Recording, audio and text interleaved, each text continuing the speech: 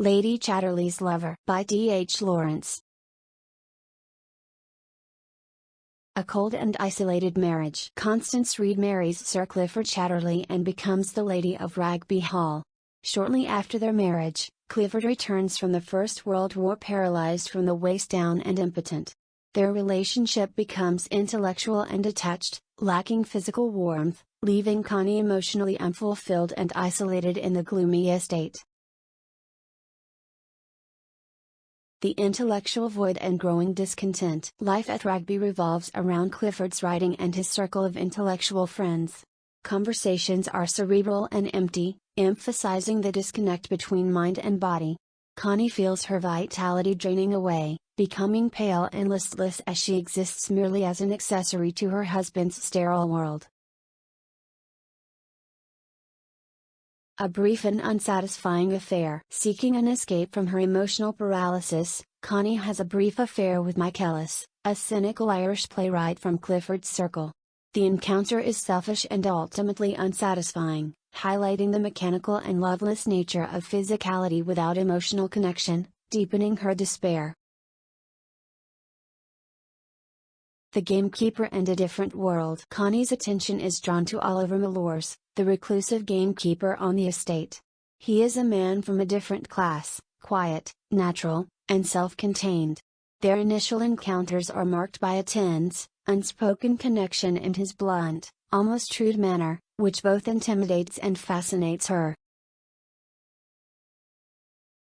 The first intimate connection. Driven by a profound loneliness and a yearning for something real, Connie seeks out Mallours in his cottage in the woods. Their first sexual encounter is not one of passion but of tenderness and warmth.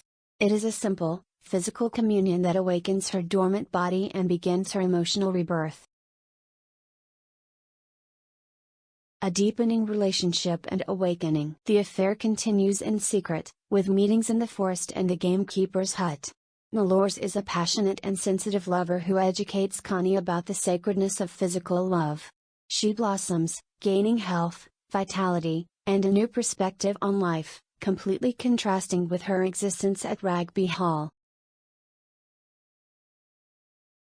The discovery and Clifford's reaction. The possibility of pregnancy forces Connie's hand.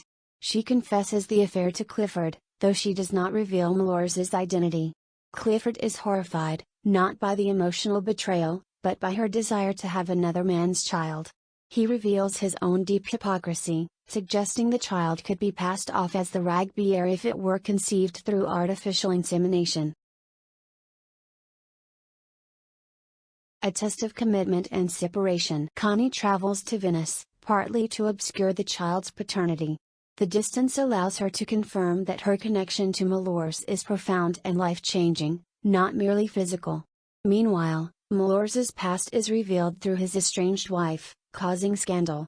He is forced to leave his job and faces public scorn, testing their commitment. The divorce and social ostracization. Connie returns to England, pregnant and determined to be with Mallours. She confronts Clifford and demands a divorce. Clifford refuses, clinging to a cold, possessive idea of her. Both Connie and Mallours are now isolated, facing the harsh judgment and rejection of their respective social classes for their transgression. Hope for a future together. The novel ends with Mallours working on a farm, awaiting his divorce. Connie is living with her sister, waiting for the birth of their child. They write letters to each other, expressing their deep love and their hope for a future life together, away from the industrial society and hollow conventions they reject. Their future is uncertain but filled with a hard-won, passionate hope. Lady Chatterley's Lover is ultimately a passionate polemic arguing for the integration of the physical and the spiritual. D.H. Lawrence condemns the intellectual, industrial, and emotional sterility of modern society, positing instead that a truly fulfilling human existence can only be found through the sacred, sensual connection between a man and a woman, a connection that transcends the rigid boundaries of social class and convention.